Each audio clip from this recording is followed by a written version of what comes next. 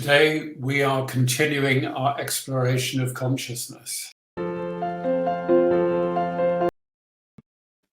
It's really helpful to be able to understand how consciousness works when we're making plans for changes in our lives. So we're going to continue with what we began exploring last week, where we looked at a model of consciousness that involved three distinct levels, which we touched on. This time we're going to focus in on the middle level, the middle unconsciousness.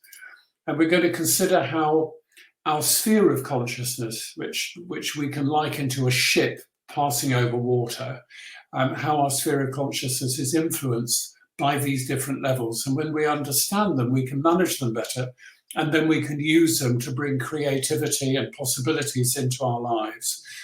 Controlling some of the things that maybe are getting in the way of us achieving what we most aspire to and what we most want. So we're going to consider how the middle unconsciousness works. And imagine that we live in London or indeed any big city. And you have in mind at the moment, because I'm talking about it, you have in mind London, but you have in mind at the moment, whatever is around you. If you look around you now, I'm sitting at a friend's house and filming this, just looking out over her garden. It's sunny, and we're in a little extension here. And that makes up, if you like, my consciousness plus this, the screen of the computer in front of me, the place I have to look to make sure that I'm looking at where the camera is and so on. That makes up the consciousness. And whatever's around you will influence your consciousness. But what happens when I say, do not think of a red London bus? The moment I suggest you should not think of a red London bus, you cannot but think of a red London bus. It's almost impossible, provided you understand the language, for your consciousness now in some way not to be grappling with the red London bus. And that will stay with you for as long, I guess, as I'm talking about it, or you're following this video. And it will stay with you for as long as you continue thinking about it until it starts to fade away and then might or might not come back as a memory. So this is really a clue as to how the middle unconsciousness works.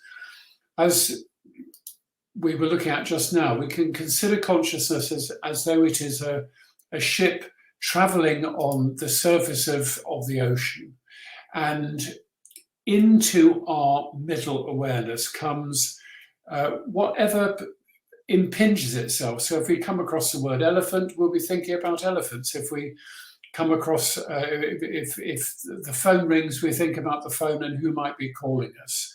If somebody's listening to the radio and it's a particular presenter, then we may think about what their name is and so on. So the middle unconsciousness is very much at the affect of, is very much influenced by what is brought into our consciousness by association, according to what we're hearing at the time, what we're seeing at the time, and what we're imagining at the time.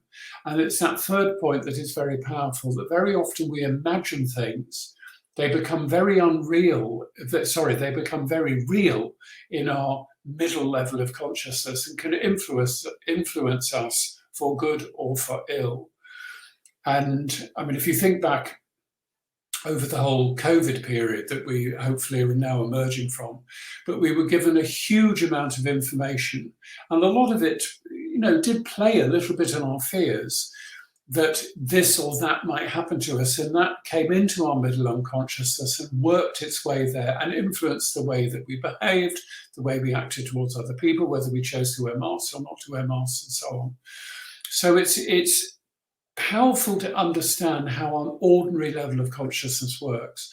But in the coming weeks, we're going to see that the lower awareness and the upper awareness, both of which we are unconscious of, we can't access them directly, but they can have a huge influence on our lives. So tune in again next Thursday to learn about the workings of the lower and the upper unconscious.